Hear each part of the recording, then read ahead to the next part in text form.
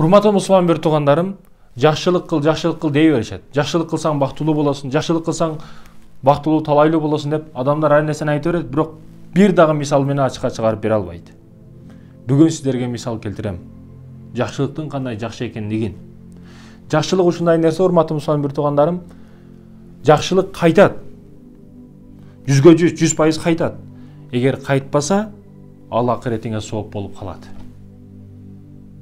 Bir көзү көрбөгөн, көзү ажиз адам жолдон өтө албай турса, сен машинаңдан түшүп токтоп барып, ошол машинадан түшүп токтоп барып, ошол көзү көрбөгөн сокур адамды өткөзүп койсоң жолдон, кандай гана жүрөгүң эс алат?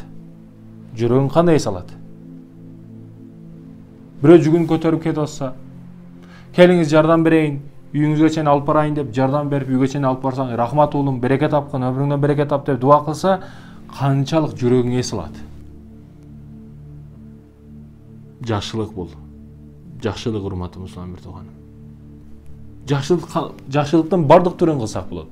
Жөнөкөй жакшы сөздөрдү айтып, жакшылык кылсак болот. Жардам берип жакшылык кылсак болот. Бактылуулук жолун көрсөтүп жакшылык кылсак болот. Жакшылыктын түрү көп. Бирок жакшылык кыла турган адамдар аз азыр. Бирок урматтуу мусулман бир тууганым, бир жаман иш кылсаң, жөнөкөй уурулук кылып койдуң. Уурулукка бир себепчи боло турган мисалдар келе турган болсо башыңа, ошол кылган уурулугуңду эстеп, жүрөгүң сыгыла берет, кыйнала бересиң. Жүрөгүң эмнегедир сыздай берет ошол нерсени ойлогон сайын. Бул жүрөктүн оорусу болуп калат бул.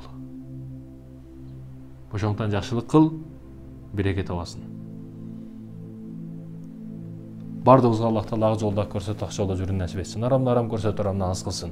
Имандууларды имандуу кылып көрсөтүп, имандуулар менен жүрүүнү насип этсин. Имансыздарды имансыз кылып көрсөтүп, имансыздардан асманды канчалык аз кылса, чыгыш менен баш канчалык аз кылса, бизден ошончолук аз кылсын бул арам нерселерди.